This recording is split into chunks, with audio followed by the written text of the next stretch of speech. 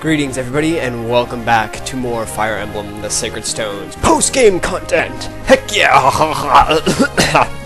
Sorry about that, I got some phlegm stuck in my throat. I feel like I'm a little congested right now, so excuse me if my voice sounds kind of congested-like, I guess. Anyways, since we're doing post-game content, instead of restarting a chapter like we normally would, as you can see, we've got 2 epilogue chapters here. You can just ignore that chapter 16 down there, that's something else. Anyways, we have 2 epilogue chapters.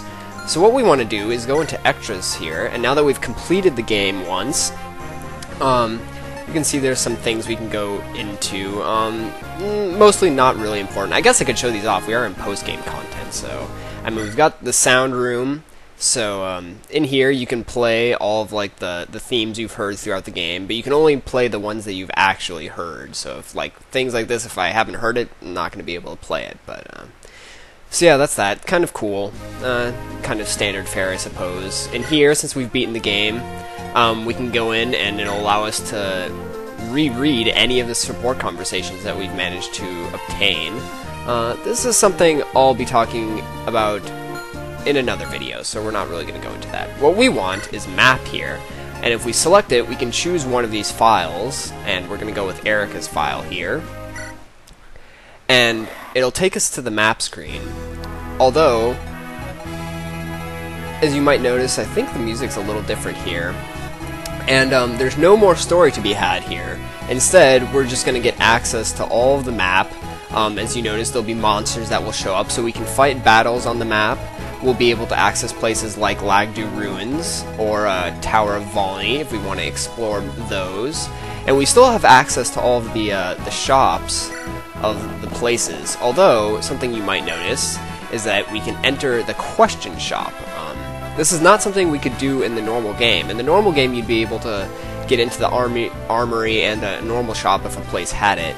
But once you get into the map part of this game, if you go into the map area, you'll be able to access secret shops from on the map here, which is really cool. So, of course, you still need the members card, which apparently I don't have anyone equipped with it now. So let's, I'd have to, like, go in here. Let's just do this quick here so I can show this off. I believe we have a members card somewhere around here. We should. Well, all you members, there it is. So as long as you have someone with a members card, like Noel does now, we can enter the shop, and you'll notice that Noel can get into the shop. So even though you can get to it from the map and you'll see it, you still do need the members card to get into them. And, this is a secret shop. And this is what you'll see anytime you normally enter a secret shop, is you get this, and then you'll be able to buy all of this awesome stuff. I mean, seriously, look at this. This is ridiculous. We got, like, a Shamshire, which is, like, the highest critical hit rate weapon in the entire game. You get, like, buy brave weapons, and some really powerful magic and psychic staves, and even stat boosting items. The stat boosting items are something I don't think you can normally buy if you were to go to this place on the map. I think you can only access these once you get to the secret shop in the post game. But with this, now you can kind of just farm for money in the game, basically, and boost your character stats to the maximum possible. Which, I mean, if you want to do that, that's kind of cool. I've never actually taken the time to do that. I think maybe with one character I have, but like it takes a long time. So, and you can also, if you need, you'll probably, if you want to promote everyone, you're gonna need to buy some promotional items, so you can buy those here now too. And yeah, so that's pretty cool. And there's more than one secret shop, so there's like other areas that you can buy slightly different things. So that's kind of cool. What we want to be doing though in the post game is something very specific. At least in these set of episodes here, we're gonna be heading to the Tower of Valni and completing that in its entirety. So that'll be a lot of fun. So yeah, I'm also going to be showing off all of the Lagdu Ruins, but that'll be in a different set of episodes. And so yeah. Anyways, before we head in though, I actually want to take the time to use up all of the stat boosting items on my characters, because I don't know, I think I have a few left over. So I'm going to do that off screen, because I don't think you guys really need to see that. So just give me, I don't know, 1 second, I guess, your guys' time, and I'll be back with all of my characters boosted up. So see you guys in a bit. Alright everyone, and we're back. Now I've kind of pumped everyone up. I've used all of my stat boosting items that I have so far. So let's head into the Tower of Valni and start going into this place. Tower of Valni 1, or the first floor. This place is, well, like a tower, so we'll be climbing up 8 floors in total. And I'm just going to show this because there's not much I really have to do. Pretty much everyone is already kind of duped out. As you can see, we can only carry with us 8 people, which is, yeah, that's not much. So, I'm going to kind of be, well, my team's going to be cut down a lot, but there's going to be some key people that I kind of generally keep with me. Oddly enough, Ephraim and Erica are not among them. So, let's see what we can do instead. We definitely want, where's our other, there we go, Cyrene. I want all of my Pegasus, or Falco Knights, I guess they are, since I promoted all of them. We have the trio here, they'll come in handy. I'm gonna want Colm, because he can steal things, that'll be nice. Let's see, I think I'm gonna remove Marissa and Garrick for now, because as you can see, they're really high levels. I don't need them for these first few floors, they're just kind of unnecessary. Let's take along Amelia, and let's see, we've got 2 more people, huh? So, we can pick from Loot, Ewan, and you know what? Let's bring Erica. Why not? I wasn't really planning on it, but I might use her here and there throughout the level. Her access to this supply will probably come in handy at some point, I'm assuming. I feel like I'm missing someone, but I guess not. Let's see, 1, 2, 4, 6, 8, 10, 12. Yeah, I guess that's it. I'm gonna be kind of picking randomly, not randomly, but generally from these 12 people here. But we don't need all of them all the time. I'll probably just kind of switch between them as I see fit. I'm not sure how much I'm going to use Ephraim and Erica, but we'll see. Right, let's, since I'm using Erica, let's actually trade some stuff with Marissa here. Let's get her that iron sword, and that should be fine. Just so she has a weapon. Also, as a note, let's see, where is Loot? Loot! There you are. As you can see, she has a +2 to her con. I gave her the body ring, which adds to your con, or constitution, because, one, she's riding a horse, it'll help her with rescuing people, having a larger con. Actually it won't, never mind.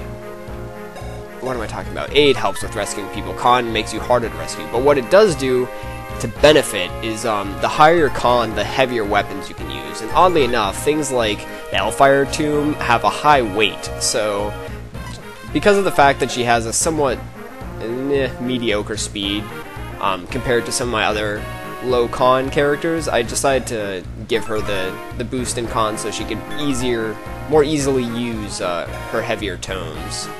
So I also contemplated giving it to, I think it was like Tana, but she has like 28 speed. She's like maxed out, so I didn't think that was necessary. All right, so as you can see, this is the first map here. You've probably seen it before. I've been in here a couple times. I believe I've shown it at least once when I was training some of the younger units. Anyways, this is our first map. Do we have 8 people? 2, 4, 6. No, we only have 7. What the heck? What happened with that? I need to pick one more person. Let's go with Loot. Why not? Alright, I'm not too concerned about our formation because we're going to be able to wipe out this floor really easily. So, let's send our lower level units out first. Let's see, that would be Erica. I can probably just, I'm just going to send her out in the middle here. And pretty much anything that comes her way, she'll just annihilate. I mean, the first floor here is really, really easy. I mean, you're made to be able to conquer it when you first get in here. When you first get access to the Tower of Valni, which is like, I don't know, really early in the game, like Chapter 11 or something like that, so we'll just kind of have everyone else meander. Do this, and there we go. Let's watch as Erica creates carnage. Although, surprisingly, she has terrible strength, so even with these low-level enemies, she can't do much to them, which is a shame. Oh well. At least her critical is decent. I'll mention this now. How I'm going to be doing this is, we're going to be going throughout, since we're doing the whole tower, I'm just going to do each floor as one video. I think that's just going to work out best For some of the earlier floors, I mean, that's probably going to result in shorter videos, especially this one. That's why I tacked on sort of an introduction to the map, or the creature campaign as the game calls it. But as we get into the later floors, they're definitely going to start taking longer, so I'm not sure how long the videos will get, but they can probably get pretty long. If it gets too long, I'll probably break them up into 2 parts, but we'll see what happens. I'll probably do that if they start getting around the 40-minute mark, which they might, near like floors 7 and 8, but we'll see. And yeah, Erica's just annihilating everything. Oh, I gave her the iron axe. I didn't even remember what Amelia had equipped. It really doesn't matter at all. But again, you've probably seen most of this floor already if you've watched the Training the Trainees video, I think it was. So, it really isn't anything new. Although this time we're actually aiming to conquer the floor. Oh, I should have de-equipped his Ruin Sword. Oh well, you get to see what it looks like now. So yeah, there you go. That's the Ruin Sword. It works like Nosferatu, so if I actually had any damage, Colm would have healed it. So, kind of a useful sword, but don't really need it on these floors. Oh, I wasn't able to wipe out everyone? I should have moved my these characters up a little further. Oh well. Let's just do this then. Make sure, yeah, lightning. This is Archer. I promoted him to a bishop, mainly because I was going to be using him in the... I knew I was going to be using him in the post-game here. And bishops have probably one of the most useful, one shot. They have one of the most useful special abilities, or class abilities, I guess you could call it, in the entire game. Aside from, I think the most useful abilities would be Bishop's ability, and then probably what are you? A rogue. The rogue abilities.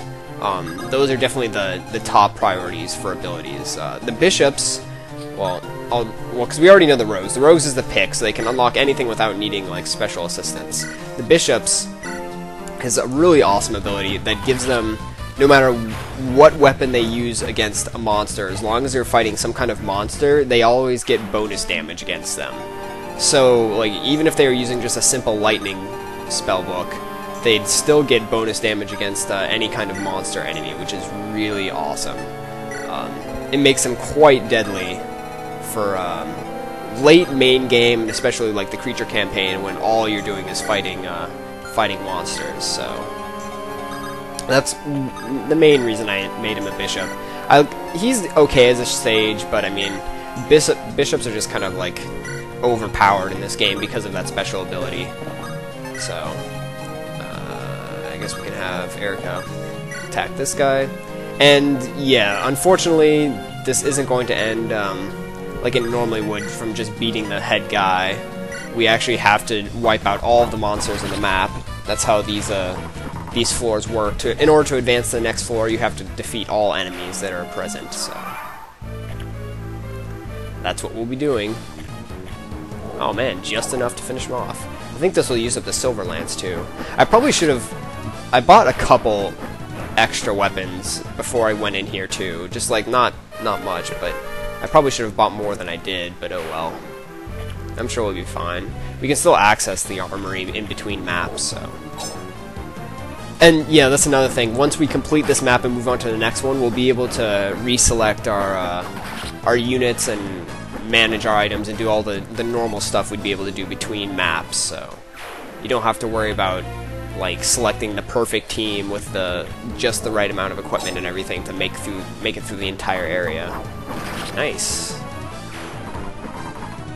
She's getting a lot of criticals and getting almost no experience. As you can see, it's because she's a promoted unit, and all we're fighting are these like low-level, unpromoted monsters. So yeah, we're not really getting a whole lot of anything from doing this.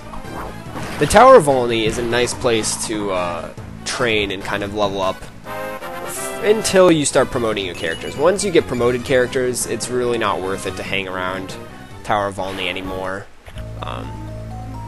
Once you get to that point, there isn't really a good training spot until you open up Lagtu Ruins after completing Chapter 19. So I think someone was asking me at some point like where good training spots were. So yeah, Tower of Valni for pre-promoted, and then once you start promoting characters, you will probably not really be able to train them until you get to the Lagdu ruins. Efficiently, at least. I suppose you could always send them in the Tower of Valni and have them clear out most of the floors by themselves, but that's just kind of ridiculous, and it would take forever. So... And Erica's getting a good chunk of combat experience for this. Oh well. Well, there you go. We're almost done with this floor. Oh, she's using her rapier now. A shame. I wonder if she'll get a critical hit on this guy. That'd be nice. Finish it off fast. Yes? No. Second hit? Nope. Oh well. We'll finish him off with someone else and complete the map. Man, we blazed through this map. Ooh, I could show off Archer's ability. So as you see, when I approach this guy and attack with lightning, you'll see that lightning is flashing like that to symbolize bonus damage. And you can also see that he's doing, like, ridiculous damage against the monsters, so there you go. Pretty nice. It also kind of makes up for the fact that bishops don't have the best magic stat in the world, so even though they have, like, mediocre magic or damage capabilities, you can still... whatchamacallit, you can still do some really nice damage. So anyways, that's the end of this map. I think I'm actually just going to end the video off here before we actually progress to the next floor.